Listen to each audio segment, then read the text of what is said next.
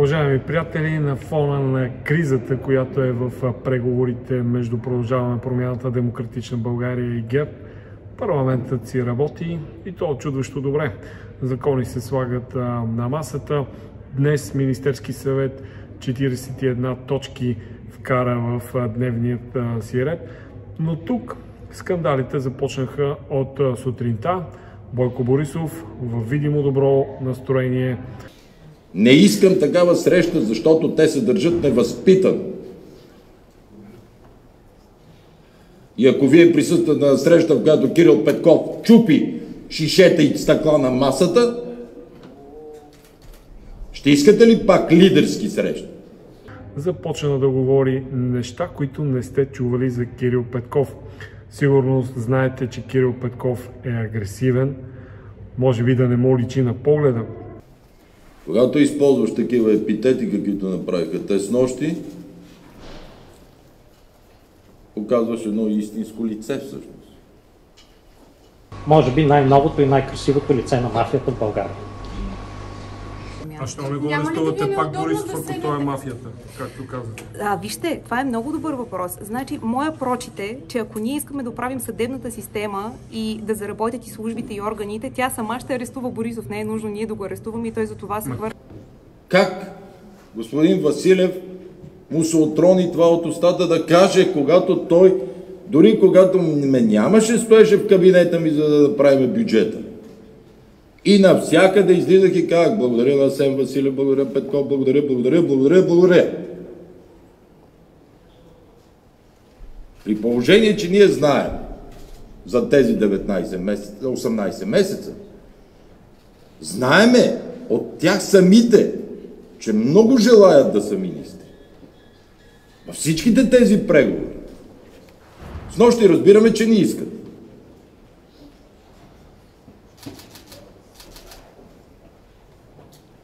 Какво да ви кажа? Много трудно е вече да накарам партията да се върне назад. Този преговорен екип беше направен, за да се случат нещата, а не да ги бламират. И затова вчера ние направихме абсолютно същото, което те направиха преди една седмица. Когато ни изненадаха вечерта, след като Денков и Мария Габриел са заедно, той казва: аз ще отида, но ще бъда обран пред медиите. Тя мисли, че той ще дава пресконференция. А ние бяхме в чужбина, в Букурещ на конгрес и разбрахме, че правителството е дало оставка. Нашето правителство, което сме разписали, без да ни питат. Чувате ли ме добре? Вчера ние отстъпихме от понеделник. Не вкарваме днеска и точката. Може да бъде разпределена чак петък. Ето ви 7 дена. Кое ги накара вчера да покажат истинското си лице? Каква равнопоставеност и споделена отговорност има, като за тях застанаха 11 министри от 19? Това споделена отговорност. Нали не ги интересуваха министрите? Що спориме върху тях? Тогава. И тук само един цитат ще, защото трябва да се знае. За министър Тагарев те казаха, че госпожа Нинова не го искала за министър и затова той бил за един ден. Това ми казват колеги. Значи, когато госпожа Нинова тропа по масата, Кирил Петков съгласява. Когато ние казваме, че ръкавици за войната в Украйна се пращат на пролет, днес е първа пролет, те още сигурно не са стигнали, значи това чупи правителството. И за това се съгласиха на ротация на 9 месеца между Христо Гаджев и Тагарев. Разбрах за кашони напитки, които са отишли вчера, защото те и централата си продадоха. Да ползват чужди централи. Ние им предоставяме ГЕРБ, ако искат да е по-удобно. изпуснаха думи, които дори зависи само от Мария дали ще приеме извинения. Защото ние трябва за господин Василев да накарам тези 68 човека да гласуват за, ползвайки той този епитет. Вече 3 години самия той казва, че 4 пъти е бил министър на финанси. Упрека ми към него не е бил някакъв друг, а как се мачка дефицита. Доклада на Международния валутен фонд, че тези еквилибристики, които се правят в момента, са за да дигнем данъците. И ние вече, колкото и партията не е съгласна, сме изправени пред хипотезата да вдигаме данъци. И вместо Асен Василев да дойде да каже, колеги, това е тежко, това е сложно, но единственото правилно, защото няма как да държи държавата, много пъти се ви говорил, той излиза и ни нарича с епитети. С кое ние сме го обидили? Четейки доклада на Международния валутен фонд. Слушайки това, което се казва, и на този съвет България няма да присъства за еврозоната в доклада. Крайно. С кое ние го обидихме? Че му дадохме 100% властта в финансите, данъчните, в митниците и мълчаливо подкрепяхме всички смени, които направи. Данъчните служби, митниците, без да ги съгласува с АДФИ и така нататък. С кой епитет ние го обидихме? Разбира се, ще говорим и за това. Бойко Борисов в добро настроение защити Мария Габриел, която пък Асен Василев, който не може явно да прави комплименти, я нарече най-красивото лице на мафията в България. Видяхме монолог. Вместо красивите думи от Европа, които току-що прочетох, видяхме селски тарикатлъци. Аз съм бил на място на госпожа Габриел. Президентът ми е връчил проучвателен мандат. Бяхме на 4 гласа от това да осигурим мнозинство за правителство. Но тъй като нямахме тези 4 гласа, нямахме съгласие и нямахме мнозинство, върнах мандата, а не си позволих да си играя с съдбата на България. Това е абсолютно безобразие. Това е поругаване на всичко, за което ние се борим като правова държава. Това показва, че госпожа Габриел вече не е част от решението, а е част от проблема. Може би най-новото и най-красивото лице на мафията в България. Въобще, дума срещу дума, или ще си правим неприлични комплименти и когато нещо не става, обикновено ще опитваме да го прехвърлим към другата страна, като я пришиеме към някой, който може би се опитва да работи за благото на страната. Очаквам извинение. Очаквам извинение за епитетите и обидите. Това показва, че госпожа Габриел вече не е част от решението, а е част от проблема. Може би най-новото и най-красивото лице на мафията в България. За 9 месеца не съм си позволила нищо подобно. Така и ще продължи. Очаквам извинение за това, защото второ, не съм нарушила Конституцията. Указът е издаден за назначаване на министър-председател. Трето, по отношение на министрите. Напомням, че всички министри, които и сега са такива, макар и в оставка, са поели ангажимент преди 9 месеца за период от 18 месеца. Те са поели ангажимент съгласно декларацията за национално отговорно управление, в което на 9-тия месец има ротация между министър-председателя и заместник министър-председателя. Разбира се, това е тяхно право да си подадат отвод, но вярвам всички разбираме, че в този момент това може да бъде изтълкувано и по различен начин. И четвърто, продължавам да вярвам, че България има нужда от правителство. България има нужда от стабилност.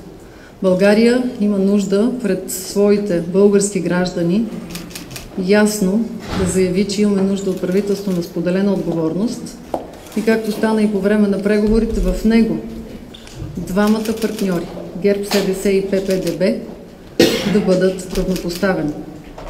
Оттам и много ясната заявка за политическо представителство, което виждате и сега зад мен.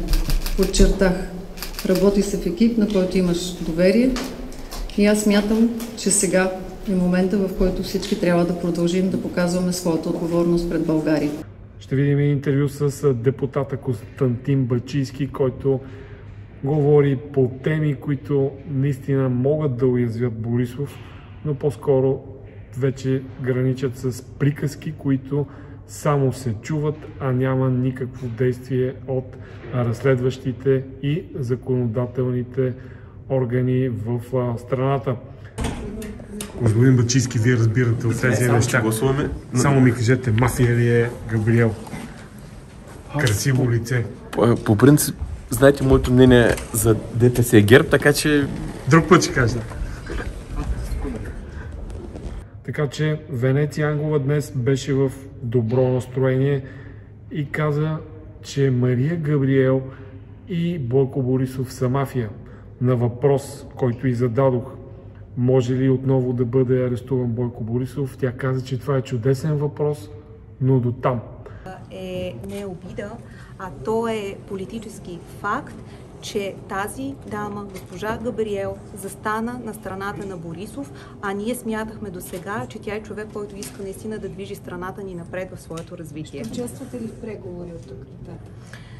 Това предстои да се уточни. Аз не съм излъчена в преговорния екип и не мога да поема отговорност. Моето мнение е не. И само да ви кажа, не е сексистко, искам да кажа, че това е една нежна ефирна жена, която на мен ми изглежда като мафиотка. Вие твърдите, продължавате да връзвате. Това е изключително неправилна логическа връзка. Не може външния вид да определя поведението на един човек и обратно. Значи вие смятате, че тя е мафиот, така ли? Аз смятам, че тя застана на страната на Борисов и това не й прави чест. Мафиот ли Мария Габриел? Кога парламентарната ви група ще реши дали ще участва в тези преговори? Смятам, че трябва да се вземе колективно това решение. Ние сме демократична организация и не мога да ви отговоря тук и на място. А що не го арестувате пак Борисов, ако той е мафията, както казвате? Вижте, това е много добър въпрос. Значи, моя прочит е, че ако ние искаме да оправим съдебната система и да заработят и службите и органите, тя сама ще арестува Борисов. Не е нужно ние да го арестуваме и той за това се хвърля. Защото Мария Габриел не арестува Борисов, затова тя е мафиот. Тя махна главния прокурор Иван Гешев, тя го махна. Разбирам отново становището ви, но ако искаме да построим една система, която да се самоизчисти, защото тук говорим за независима и Габриел не е права да казва, че била илюзорна тази представа. Напротив, съдебната система трябва да е независима. Това не е илюзия. Аз разбирам, че вие работите с мафията, но се борите с мафията. Нещо не ми е ясно. И няма ли да ви е неудобно да седнете на масата на преговори, след като я нарекохте лице на мафията Мария Габриел? Вие се казвате промяната, но не сте стожер. Стожер на промяната сме и ви казвам приятен. Как сядате на масата това ли е промяната да управлявате с хора, които наричате мафия? Сядате на масата за преговори с човек, който наричате лице на мафията. Какъв стожер на промяната сте? Но се вижда, че тези преговори по-скоро могат и да минат с едно извинение. Затова заговори Бойко Борисов, а могат и да забуксуват. Но докато нещата не влязат в парламента и няма гласуване, не можем нищо да кажем. Затова и политиците в момента са предпазливи, но със сигурност, когато се стигне до гласуване на състав на Министерски съвет, въпросът е един. Дали ПП, ДБ ще гласуват против министрите, които Габриел е вкарала в списъка. Казвам вкарала, защото тя може да промени списъка. Указа е за министър-председател. Така че от тук нататък ще видим как тези неща ще се отразят на депутатите, когато трябва да натиснат бутона, с който да гласуват за, против или въздържал се. Това, което се случи вчера, показва, че ние не можем да имаме доверие на Мария Габриел в този момент. И причината е ясна. след като тя подаде на президента папка с министри, повече от половината от този кабинет отказа да бъде министър в него. Мисля, че нашите лидери дадоха много ясно да се разбере, че няма как да работим заедно по този начин.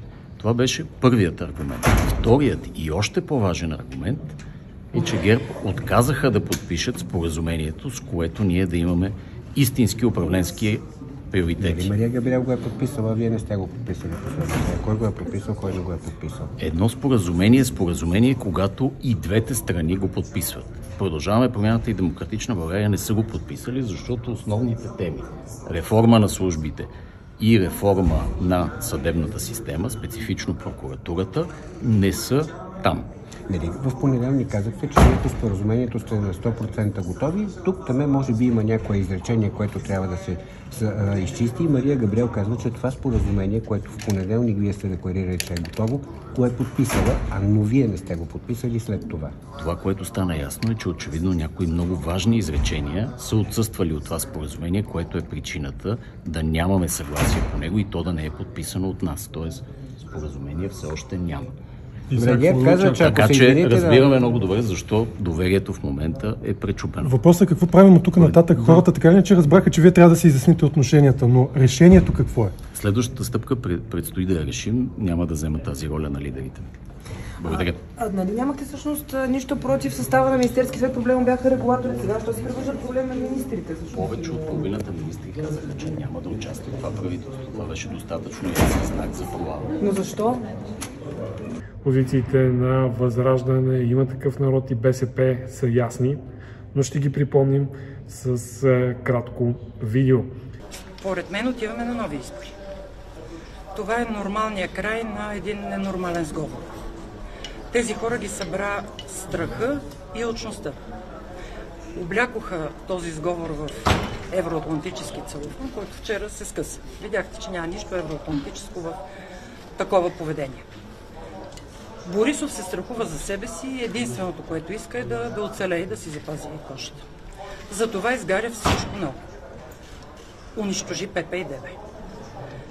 Изгаря собствената си група, парламентарна. Изгори Мария Габриел. Някои от ГЕРБ я наричаха царицата на шахматната му дъска. Оказа се, че е една пешка, която той движи и дори принуди да излъже. Това е неговата цел. Да не му се възстанови Барселона, Чекмеджето, само да оцелее. ПП и ДБ направиха едно от най-големите предателства в модерната ни политическа история. Излъгаха онези хиляди, които бяхме на площадите и искахме истинска промяна. Няма как това нещо да свърши добре.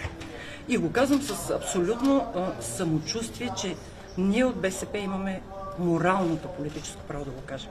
Защото останахме единствените, които през тези години не се прегърнахме с мафията и се борихме с паралелната държава. С всички последици от това. Да разбираме ли, че по-добре да не се възползват от тази отсрочка, поне това чухме. До петък няма да се внесе състав и министър-председател за гласуване, за да се водят разговори. Ако ПП и ДБ отново клекнат след вчерашната им проява, това вече е дъното на човешкото достоинство и на политическия морал. Тези хора нямат вече морал да управляват след всичко, което си казаха и което се видя, че е истина. Самите те виждате, че признават, че става въпрос за битка за службите, за главния прокурор, за съдебната система. Нищо за политика, нищо за хората, нищо за икономика и за България. Да, но има с нещо какво за морално мафията. Право претендират? Да, ПП и ДБ прегърнаха мафията. Не, те заявиха, че Мария Габриел е лицето на мафията. Добре, красивото лице на мафията. Хайде да ги видя как ще седнат сега отново на разговори. Вие как коментирате това? Това е дъното. По-лошото обаче е друго. В този грозен, пошъл политически сценарий, в който участва управляващата тройна коалиция ГЕРБ, ППДБ и ДПС, потъват надеждите на българите за нормално развитие на нашата държава. Казахме го много пъти, пак ще го повторим. Успешна ротация означава неуспешно развитие за България. В момента това, което се случва, е нещо безпрецедентно за последните 34 години. Такива грозни политически игри, такива грозни пошли спектакли, такъв цирк, отвратителен. Единственото нещо, което ще постигне, е още по-ниска избирателна активност. Хората са отвратени от това, което се случва. Аз честно казвам не знам, след като снощи ППДБ нарекоха Мария Габриел красивото лице на мафията, Сега те ще преговарят отново с красивото лице на мафията, ППДБ от своя страна, които пък ГЕРБ използва като прах за пране, защото те буквално ги използваха като прах за пране. Сега в момента очевидно нямат никакъв проблем отново да бъдат използвани като кърпички или като салфетки, с които да си измият ръцете техните партньори разбойници от ГЕРБ и ДПС. Всичко това, което се случва, е на гърба на българските граждани обаче.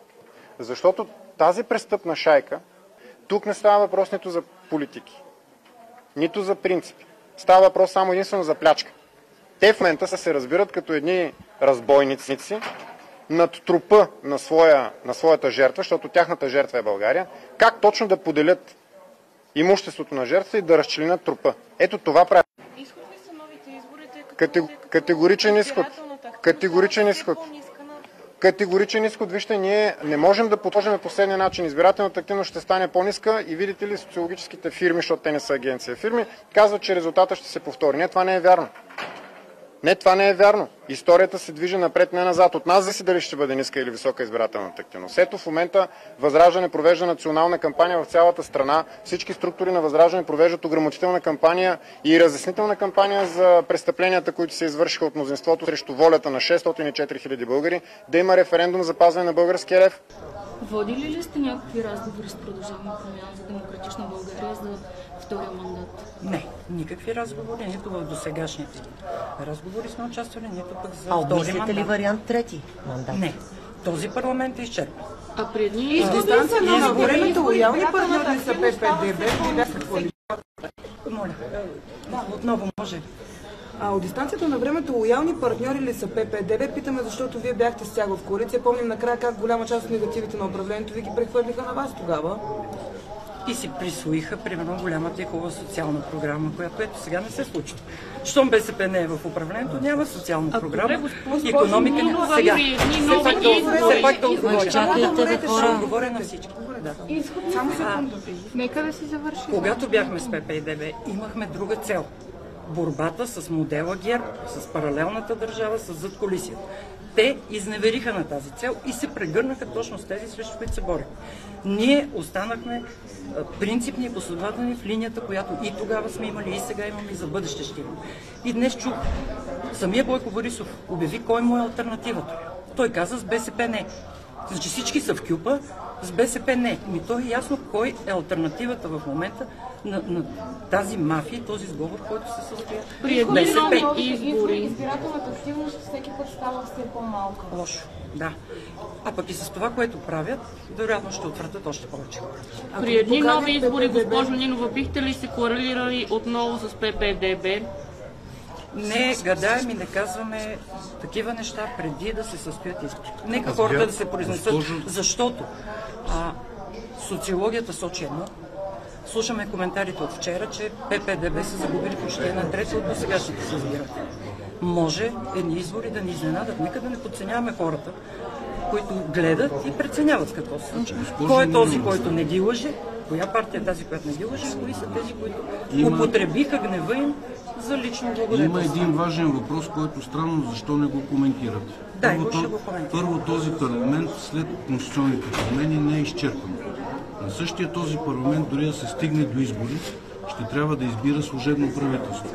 Къде в тази задача и в това уравнение се намира БСП? Не парламент. Точно парламента ще трябва да... Премиера, който ще избере президента, трябва да си посочи кабинет. И той трябва да бъде избран. Президента да го назначи с указ. Не. Конституционните промени съвсем друго. Изчакайте.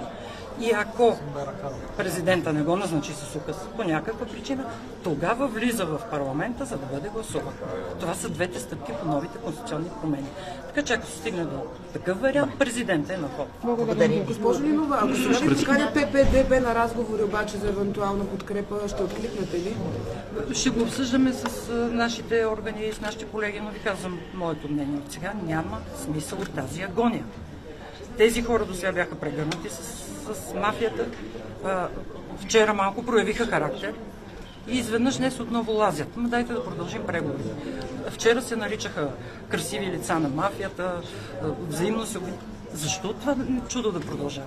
9 месеца му се нагледахме. И президента може да откаже да назначи мафията и отиваме пак на варианта за преграда на БСП. Госпожо Нинова, как ще коментирате част от изказването на Бойко Борисов, че когато станало въпрос за ротацията на НАП и на митниците, общо взето преговорите са провалили? Две институции, в които има много големи интереси. НАП и митниците са основните агенции, които събират парите в държавата. Пак опираме до предишния ми отговор. Карат се за пари, за власт и за влияние. А че БСП и Възраждане са едно и също, как приемате това изказване? Не го приемаме. Като част от манипулациите по отношенията на които е цар. Никаква ли опция за правителство в този парламент няма според вас? Не какво вие искате, а какво е реалистично да се случи? Според нас няма.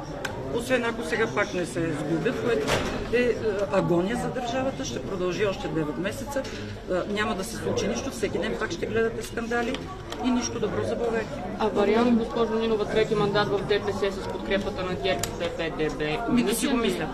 Те да си го мислят. Нямаме отношение към това. Колкото по-бързо се вбесят български граждани, толкова по-добре. Единственото правилно нещо е тая гадост да приключи и да се отиде на избори. Кои са най-слабите места, според вас, звена, т.е. в новото предложение? От първото до последното. Което и да хванете, няма да сбъркате. Няма силни места. Има отвратително пренебрежение и отвращение, което те излъчват към нас като граждани и към вас. Вие чувствате ли се добре? И още нещо. Само да ви попитам нещо. Сега, след като има такъв народ, не участва в това правителство, и то не зависи от нас, кой е виновен, че то се разпадна, колеги? Защото 2 години подред се обясняваше как има такъв народ е виновен, дали да има или да няма правителство. Мога да ви дам и отговор. Продължаваме промяната. Те никога не бива да се докосват до власт. Иначе ще наблюдаваме това. Тоест, вашата позиция остава същата. Най-добрият вариант са предсрочни избори. Това, което споменахте и след консултацията при президента миналата седмица. Вижте, ние сме нормални хора и не играеме в мръсни игри. Естествено, че това е най-добрата позиция за всички български граждани. Хората трябва да преценят как да пренаредят партиите, с каква тежест, тогава да се търси форма.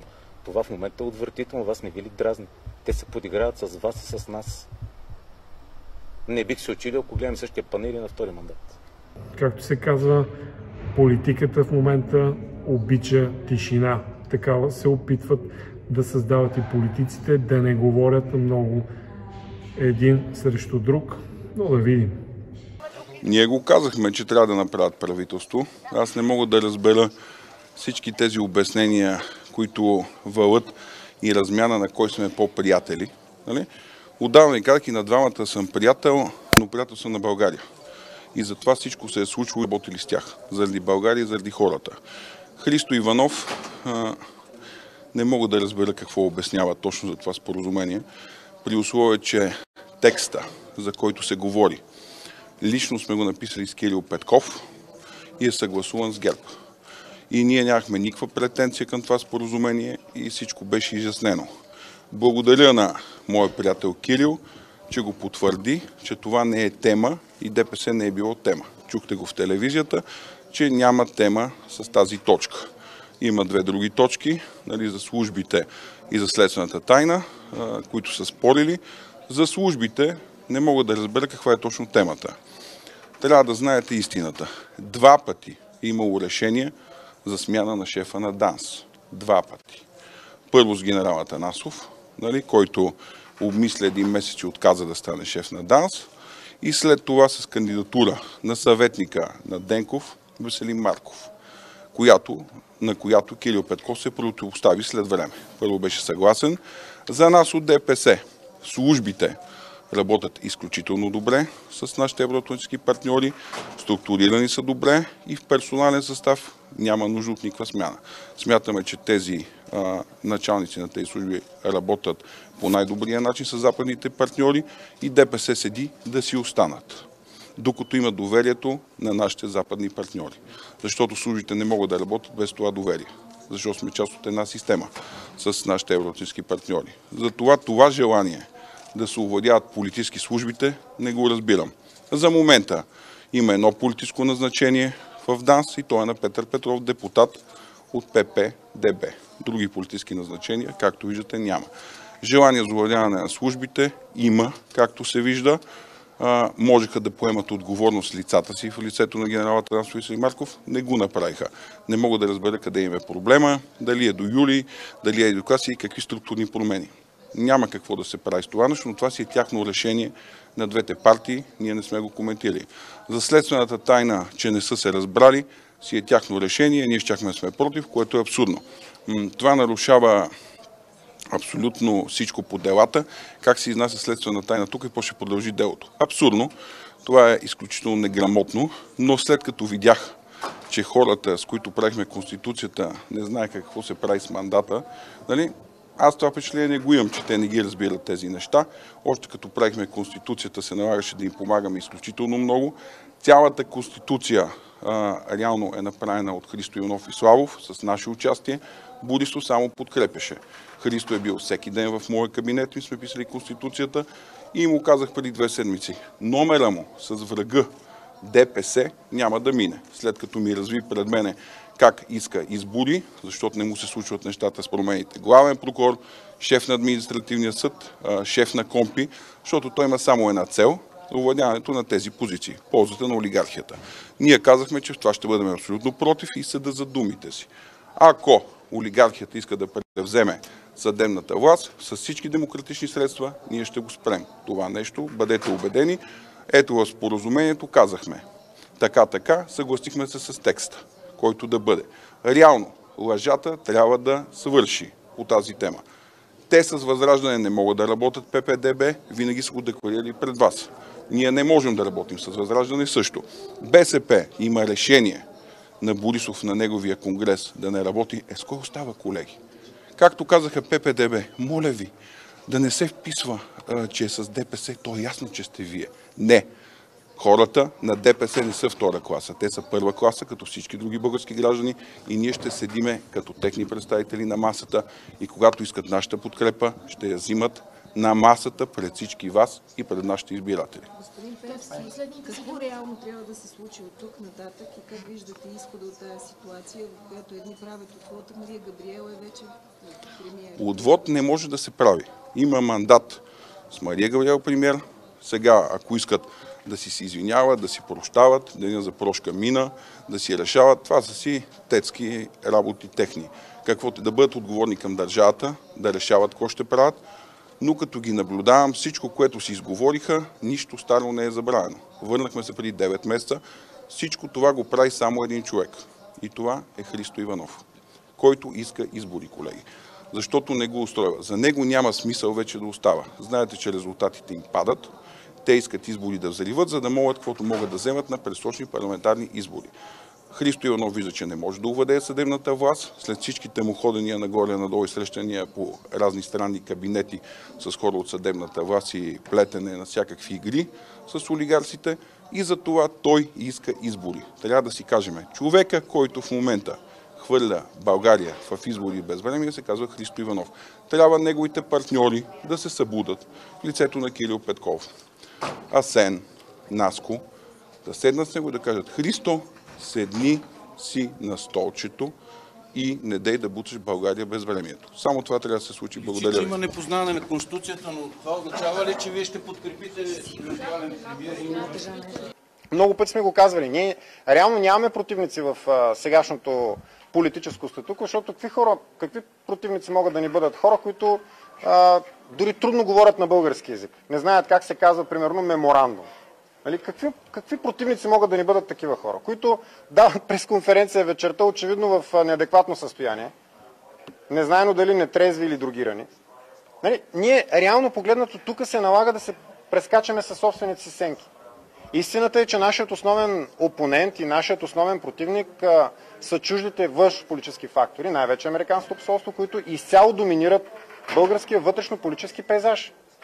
Това е факт. И вие го знаете, и вие ме питате редовно. Друг е въпрос, че не го отразявате. Повечето от вас. Има обаче един съществен момент, който не коментира. Други въпроси има ли? Да, задавам ви въпрос. Благодаря. Конституцията предвижда да се избират и граждани с двойно гражданство. Единственият джокер е, че не трябва мнозинството да е от 121 депутати. Може някой да излезе, може някой да е в отпуск, може някой да е болен, но това математиците не ги интересува. Интересува ги кой ще застане с лицето си и ще гласува за правителство на Мария Габриел. Господин Бачийски, да си довърши на разговор, обещахте. Кажете сега за лицето на мафията. Одобрявате ли това, което каза Асен Василев на Мария Габриел? Вижте, аз винаги съм изповядвал тезата, че ГЕРБ и ДПС не трябва да се коалираме с тях, заради това и не гласувах за състава на предходния кабинет, тъй като съм станал личен свидетел на уродливата форма в управлението в икономическия, политическия и социалния живот на България на хора, свързани с ГЕРБ и ДПС. Така че моята позиция е била последователна винаги. Колегите от ПП вярваха, не знам, някои от тях може би още вярват, че може да се промени ГЕРБ и ДПС или мотивите, които ги движат, но явно вчерашните изказвания показват, че може би съм бил прав. Ама тогава, защо не го арестувате пак Борисов? Нямате ли доказателства, нещо, защото така да си говорите само приказки? Ами, те го арестуваха веднъж, но тогава прокуратурата нямаше желание да разгледа тези неща. Документите, които последствие, когато Гешев влезе в конфликт година по-късно с него и предостави тези на страница да ги четем, аз смятам, че има достатъчно факти и обстоятелства, които навеждат на мисълта, че има ли желание прокуратурата би могла да направи съответните действия, но както видяхте, скорострелно беше отстранен Гешев. Се сещате, че в общественото пространство всичко е като вашата риза бяло. Вие изпрахте Борисов. Лично аз едва ли, тъй като, както казах вече, винаги съм бил противник на тази колаборация. Добре да е противник, обаче говорите така в медийното пространство без никакви доказателства и излиза, че накрая ще се стигне до извинението и пак всичко ще се по-старому. Да ви кажа, аз доказателствата, които са стигнали до мен, някои от които по казуси, по комисии, други, включително и тези, които бяха представени от прокуратурата по Барселона Гейт, те са толкова много. Въпросът е дали има желание и смелост някой прокурор. Малко прекалявате с тази Барселона Гейт и ми направиха забележки на комисията временната, която е за изясняване факти, данни и обстоятелства около Мартин Нотариуса и контактите с магистрата. Но там едно от лицата, което госпожа Бакалова каза, че според нея проблемите на нейното семейство, на нейната половинка са започнали покрай протестите 2020 година и са се задълбочили покрай нейните изказвания на госпожа Бакалова за Барселона Гейт Обаче този телефон сега, как ще ви върнат заключен телефон сега? Айде, моля ви се. И беше много, и за мен беше много интересно, пък и за много други хора, кои точно изказвания по Барселона Гейт са задълбочили нейните проблеми. Тя твърди, че в нейния телефон, който е бил иззет и е била изтрета информацията, вътре е имало комуникация с Борисова Йовчева. Точно така, които доказвали връзката на Борисов с нея. Тоест, там имало снимки, съответно съобщения, които са се разменили. Интересно, защото този телефон и тази информация е била изтрета в последствие. Кажете ми сега, ще разследвате ли това, което каза Борисов, че Кирил Петков е чупил бутилки в масата, или вие наистина си го знаете, че това е така? Вие, се сещате, че първото това не е за разследване, но разследването може би... Истина ли е? Да, но разследването го прави някой друг, има други органи, които правят разследване. Дали истина, трябва да питате... Борисов казва, че е истина. Да, може би трябва да питате господин Петков. Аз на тази среща не съм бил, не съм бил пряк свидетел на тази среща, така че няма как да ви кажа дали е било или не. Чул го сутринта изказването на господин Борисов, ама аз да ви кажа, не му вярвам много, тъй като много често съм виждал как говори едно, пак прави съвсем различно, или днес студента говори едно, вечерта говори съвсем различно. Ама това е пореден случай на агресия, защото имаше един народен представител Дунчев, който беше бушониран, шамаросан и вече не е в ППДБ. Това не знам, смисъл до каква степен е истина. Чул съм в Тоест не съм чувал. Чел съм в медиите, че има... Вие не сте бил там в кабинета? Да, това няма как да комуникирам. Не съм питал господин Дунчев. Дума срещу дума. Когато това излезе по медиите, господин Дунчев мисля, че вече не беше част от нашата парламентарна група и не съм се срещал, не съм попитал просто дали това е истина. Ето днес госпожа Ангова каза, че Мария Габриел и Борисов са мафия. Аз си задавах логичния въпрос, защото не ги арестувате и тя каза чудесен въпрос. Ако се припомните, по време на кабинета Петков, господин Борисов вече беше арестуван веднъж. Аз се сещам как тогава... обаче? Как обаче? Незаконно, нали? Незаконен арест. Аз мога да ви кажа, че прокуратурата тогава не искала да приеме съответните материали по делото, които са били 473 страници. Нали, просто тогава прокуратурата не искала да ги гледа. Даже бях така неволен свидетел как тогавашният вътрешен министър господин Рашков обясняваше на хората, които бяха са отишли в прокуратурата да дават документи, как казва, няма да се върши, докато не ги входирате. Нали, така че, прокуратурата просто не искаше да вземе да приеме тези документи. И съответно не искаше прокурорът да получи разяснение, тъй като няма как нужда да се произнесе в 24 часа, нали, и оставяйки няколко часа, нали, да бъдат разгледани, нямаше как 473 страници да бъдат прегледани, без поне някои насоки основни да бъдат така дадени на смисъл, нали, посочени най-малкото. Но прокуратурата тогава нямаше желание да работи. Лично господин Гешев, когато сме го викали на комисии по много от тези случаи... Не го махнахте той Гешев? Преди да го махнем... Не мога да ви е виновен постоянно за всичко Гешев. По това време, все пак той беше главният прокурор. Тогава сме го викали конкретно на комисии по антикорупционната и на правна комисия. Той тези теми ги отбягваше и казваше, аз имам 30 000 случая, не мога да знам всеки един от тях.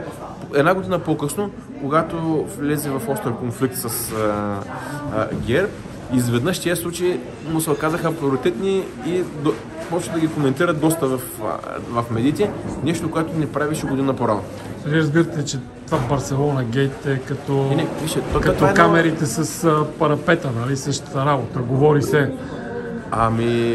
Вижте, за господин Борисов, той не е само Барселона гейт. Ние се сещаме и за ключетата в спалнята, нали, сещаме се за Ало Ваньо, сещаме се за къфана там за Европа. Сещате ли се за ти си го избра? Така. Тоест, там... това е фолклор, нали? Ти казват фолклор е това. Да, поне някои от хората, с които съм говорил и някои, които са ставали волни участници, така, може да се каже, че не е точно чист фолклор или понякога фолклор, то стъпва на така доста сериозни факти. Обаче, вие, понеже сте човек, който обича фактите, това, което стана с президентския указ, всъщност има ли нарушение на Конституцията или по-скоро това го позволява, докато... Коя е визирате тук за точно на президента? Той президента си спазва процедурата, която е по Конституция.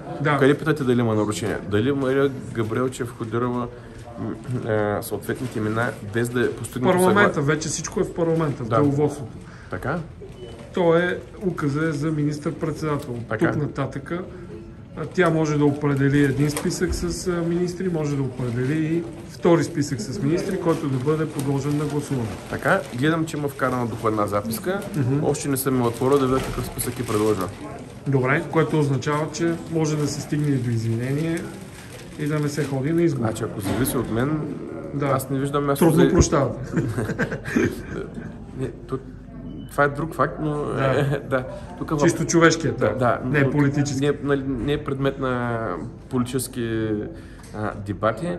Аз, ако трябва да си говорим, то по-скоро трябва да има извинения от страна на ГЕРБ, не от страна на ПП. Изобщо аз не знам при сегашните обстоятелства дали някой от ПП ДБ бил склонен на взаимодействие между... Обаче излиза, че ако това са министрите, вие трябва да гласувате против, въздържал се или за вашите министри. Ако питате мен... Питам ви и вас, но и парламентарната група сега. Всеки си носи отговорност за собствените си действия. Ако става въпрос за моите лични действия, аз вече веднъж не подкрепих този кабинет, точно заради влиянието на преди 9 месеца, точно заради влиянието на ГЕРБ и ДПС върху него. И, нали, както се казва, когато хората гласуват за бачийски, те получават бачийски. Аз съм се борил в продължение на 12-13 години против, както казах по-рано, отливите практики на ГЕРБ и ДПС в обществения, икономически и социалния живот на страната, така че ще продължа да го правя. Аз съм последователен в моите си действия. Ще се борите ли срещу Христо Иванов, защото Пеевски каза, че са му еднакво приятели, но мисля, че май беше казал за Кирил Петков и за Бойко Борисов. Че са му приятели, но той е за България. Значи, думите на господин Пеевски, първо не съм ги чул, за да ги коментирам, но дойде са факт, кой му е приятел и така, нали, нещо, което, нали, мен слабо ме интересува. За мен са важни действията и мотивите, които движат един човек. Много често казвам, че много важно е мотивите, които движат един човек. Не е важното е да е интелигентен, да знае да може сам. Това е задължително, но не е достатъчно условие, защото има много интелигентни престъпници, чието интелект не само ни помагат, но даже вредят на държавата. Затова казвам, за мен много важно са мотивите, които движат един човек и самите действия. Всичко друго са празни приказки. Добре, питам ви честно и откровенно. Да. Ще има ли според вас правителство? То е, само не ми излизате, нали? Да, то по Конституция е разписано, ще има служебно. Ще има ли правителство, което да продължи тази програма и в рамките на този парламент? Честно да кажа, няма как да ви отговоря на този въпрос, тъй като знаете в каква точка са в момента взаимоотношенията между формациите, които подкрепяха предния кабинет, така че няма как. Вие имам чувство, че се разпадате, господин Бачийски. Зелените с техните 4 гласа и те няма да гласуват. Вие, средноевропейска класа, и вие няма да гласуват. Сега могат да се разделят Продължаваме промяната и Демократична България. Едните примерно да подкрепят, другите не. Защо ви задавам този въпрос? Защото знаете, че мнозинството е обикновено и гласовете могат да бъдат и под 121, за да бъде избран този кабинет на Мария Габриел. Да. Как ще гласуват колегите от Зелените, могат да питат и тях. Ще го питам, разбира се. Да. Госпожа Божилова. Божилова, да, тя си от Зелените. Ще питам. Те как ще гласуват? Тя е усмихната. Точно така. Те също си имат принципи, които така показват, в зала са показали винаги, че са ги устоявали. Средноевропейска класа също има принципи, за които застава и така до сега мисля, че не сме направили компромис, не сме предали нашите избиратели и смятаме да не го правим за в бъдеще. Пак казвам, нали, при положение, че не сме гласували за кабинет заради влиянието на ГЕРБ и ДПС преди 9 месеца, не виждам никаква причина за да го направим сега. Трябва да признаете, че Борисов наистина умее да ги постига нещата да са в негова полза. Сега опитен политик е, вижда се, че на вас ви липсва такъв опит и... Просто ние не искаме да бъдем политици. В смисъл, с политика се занимаваме, защото работите, които се борим и за каузите, за които се борим, няма кой друг да ги направи. Само не влизайте в тази тема за стартъпите, защото ще кажат... Не, аз не говоря за стартъпи. Че тук държавата не е стартъп, нали? Казвам, че ние сме на Вие си искате регулаторите, това е ясно. Не говоря за тази регулатори. Искаме да имаме истината, че искаме да имаме на нормална държава. И ако имаше кой да я направи, всеки един от нас или поне... Вие имате 65 депутата, нали? Бизнеса нямаше да съм в парламента. Имате 65 депутата. Ако имахте 120, щеше да е друго, нали? Но имате 65. Със сигурност, ако беше 120, ще да е друго, но толкова са ни отсъдили българските граждани на последните избори и ние работим с реалността, която е в момента. С това, което се случва в момента. Трябва да намерите още 65, за да се случат реформи в съдебната система, да се случат реформи и да се променят регулаторите, които са с изтекал срок. Това е. Да, съгласен съм напълно с вас, че за да може да реализираме дадени цели, които се стремим да постигнем, трябва да имаме над 100, нали, да имаме над 121 и повече народни представители, които да застанат за тези идеи. То сега има и независими. Сега някой мога да ви подкрепи, има 3 независими уж, които се бяха изключени от Възраждане. Един Радостин Василев. Леко по леко повече, все повече и повече, така че ще видим с независимите. Добре, финален въпрос. Вие бягате, аз няма и да ви тормозя. Не бягам никъде. Имам предвид за бягате от въпроса дали ще има правителство или не, защото до преди една седмица казахте, че не искате да има предсрочни избори, а сега дали сте озряли за идеята, че трябва да има предсрочни избори? Вижте, каквото Нали, вие говорите общо за Продължаваме промяната, не говорите явно конкретно за мен. Добре, питам ви, какво си говорите с Кирил Петков вие? Айде, кажете нещо. Какво му казвате? Господин Петков, добре е да има избори или господин Петков, добре е да продължиме още от същото, за да не губиме, примерно, електорална тежест? Да, точно този въпрос не сме коментирали с Кирил Петков, тъй като се видим обикновено да решаваме много казуси чисто оперативни тук в парламента или в държавата и си говорим одобрявате ли вече, че снощи каза, че не вярва на Мария Габриел, което означава, че до снощи е вярвал, а сега вече безрезервно не е вярва? Аз това нещо го разправям от години, даже и от съставянето на предния кабинет, че на ГЕРБ и на ДПС не трябва да се вярва. Гледам, че Кирил Петков и Асен Василев с нощните изказвания са оздарили до това, което твърдя от много дълго време. Обаче генералът Танасов май друго казва. Той иска да стане председател на парламента. Всеки има право. Навива пружината. Всеки има право на собствено мнение по въпроса. Моето е такова и то не се е променило. Не се е променило за последните няколко месеца, не се е променило за последните няколко години. Тъй като аз от личен опит, нали съм още като общински съветник, престана народен представител, нали бях 3 мандата общински съветник в Бургас и лично се сблъсках с нещата, които ГЕРБ и ДПС правят във времето, нали, с държавата, с институциите, нали, и с изобщо в властта, която сте имали до момента. Господин Бачийски, вие сте в молитвена поза. Молите се вчера да не влиза указа в парламента. Значи, виж, като кажете господин Бачийски, че аз съм отишъл да съм моля, нали? Нека да бъдем коректни. Добре, вашата парламентарна група, която вие сте част от нея, нали? Да, днеска коментирах. Свободния електрон, Бачийски. Какво беше? Гласуваш за Бачийски? Получаваш Бачийски, да. Верен отговор.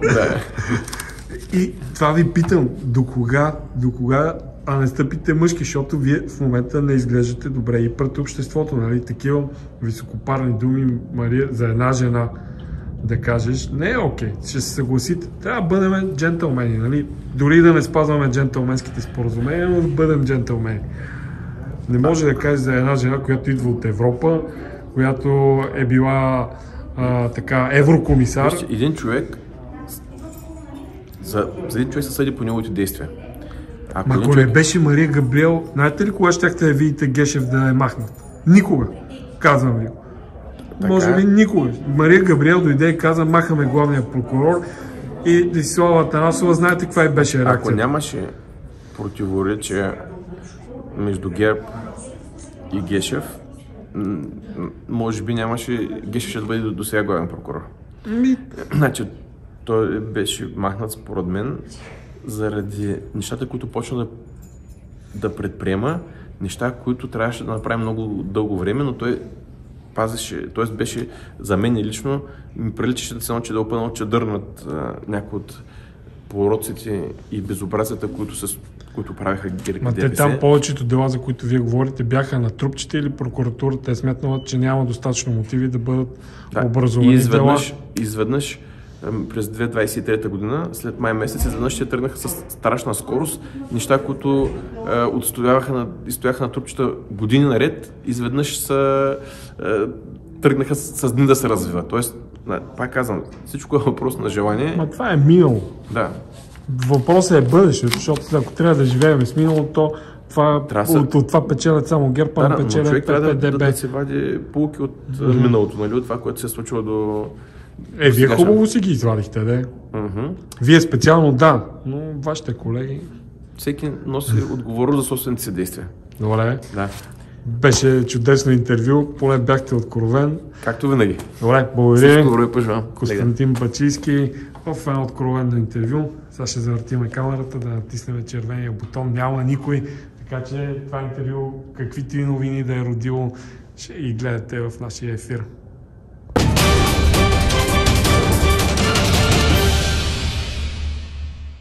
Така че предаването има за цел да види как се движат преговорите между ГЕРБ, ПП и ДБ, кои запазват мълчание. До края на пленарния ден за сега ГЕРБ говориха сутринта, но да видим ПП, ДБ дали ще останат с тази пресконференция, която беше веднага след това, което се случи в президентството и техни министри, които светкавично подадоха декларации с това, че не са питани да участват в кабинет на Мария Габриел. Но изказването на Асен Василев за това, че Мария Габриел е най-красивото лице на българската мафия, със сигурност отключи днес парламентарен дебат в кулоарите. Ще видим всичко в неговата пълнота. Разбира се, че има път, но той минава, пак ви казвам, дали Мария Габриел ще приеме извинението. А пък аз ще имам тежък разговор с тази група, за да видя те дали ще приемат тези извинения. Ние можем, ако пусна Делян Добрев сега да говори такива неща, ще изговори. Че не мога да седнем на масата за преговори.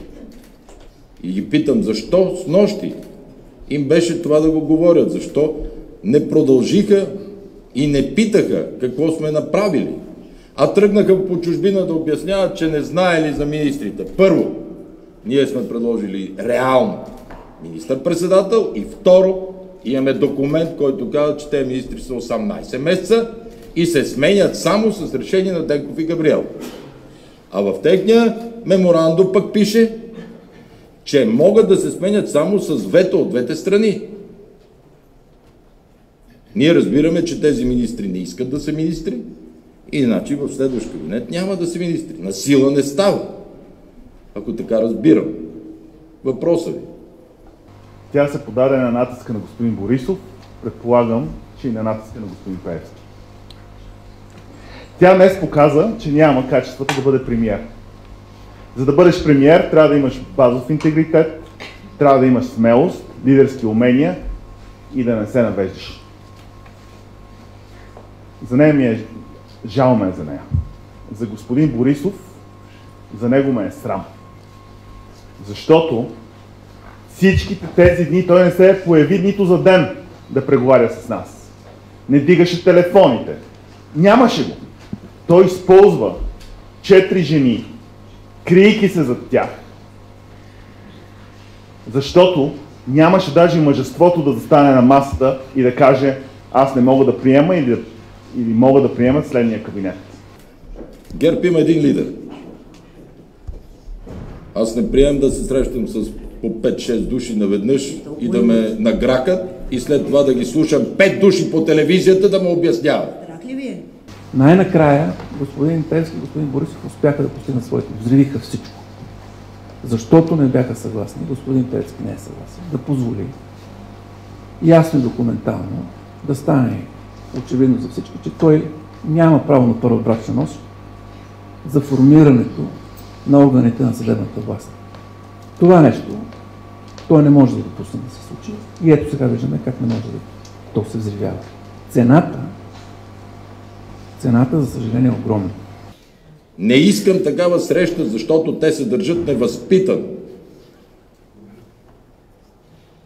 И ако вие присъствате на среща, в която Кирил Петков чупи шишета и стъкла на масата,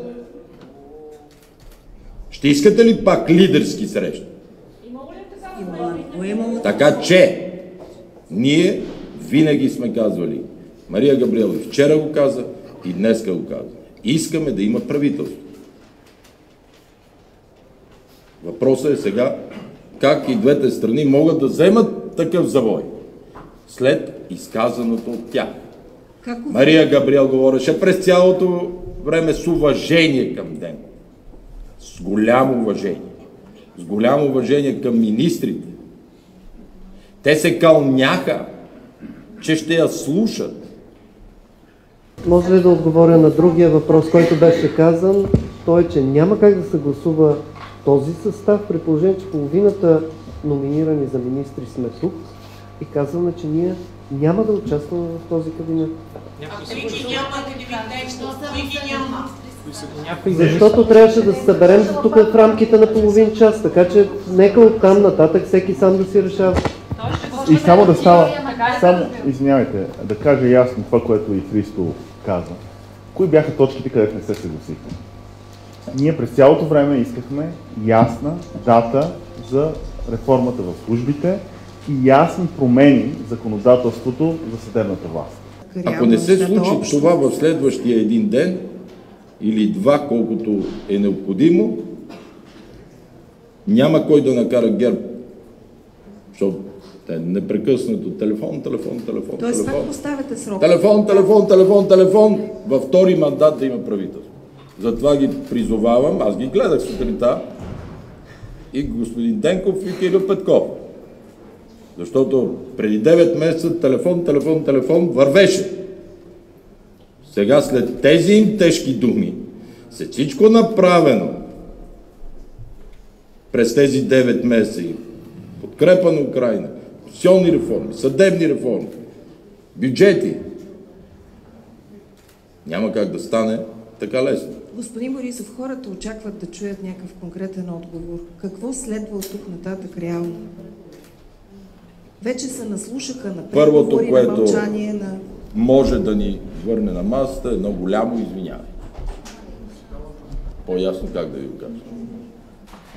А след това? Ако не получим извинение, значи нямат 69 гласа с БСП, с Възраждане, с който искат да гласуват. Здравейте, да попитам, можете ли да поемете ангажимент, че заедно с гласуването на евентуално правителство ще подпишете и споразумение за съвместно управление с посочените искания за регулатори, мнозинства и така? Разбира се. Вие просто... това ще разводни обаче разговор. В кой ден беше Рая? В 5 часа. Тя ми изчете цялото споразумение и аз си казах, отивай да подписвайте с Христо Иванов. Понеделник. После в сряда. 10 дни ние преговаряме с тях за министри за споразумение. 10 дена не им стигнаха. А не трябва ли вие да го подпишете? Аз и казах, донесете го да го подпиша. Аз ще го подпиша веднага. Тоест вие може да кажете изрично и ясно, че нямате проблем с това ДПС да няма ексклузивни права в избирането. Разбира се, че няма. Те имат проблем с това. Не аз. И такава точка няма. Те искаха да вкарат отзад БСП. Аз не се съгласих. Казах Възраждане и БСП за ГЕРБ с едно и също. Не. Нови 11 министри ще се търсят ли или това зависи от извинението? Само от извинението и отказа от това, което направиха вчера. А този проектокабинет, който беше представен пред президента, как беше съгласуван с Продължаваме промяната? С всичко, което е в него, е съгласувано. Те са казали да на всеки един от министрите, които прочетохте. И аз ви моля, и с това ще завърша, защото почва да се повтарят. Тагар е ротационен, с Христо Гаджев на 9 месеца, Жечо Станков министър, Румен Радев шеф на БЕХ. Тогава ние казахме, щом искате равнопоставеност в енергетиката, искаме равнопоставеност в митниците и НАП. Нали е нормално? Партията категорично искаше да отиваме на избори и да връчиме празна папка. Моята роля беше да оставим още няколко дни, за да има шанс държавата да не се лашне в нови избори. И те това го знаят. А сега какъв е шанс да отидем на предсрочни парламентарни избори? Сега 5 пъти няма за всеки от вас да обясна. Желая ви хубав ден. Благодаря на вас. Благодаря на Мария и на всички останали. Толкова от нас за днес. Господин Борисов, с ръка на сърцето, няма ли да кажете, че преиграхте нещо?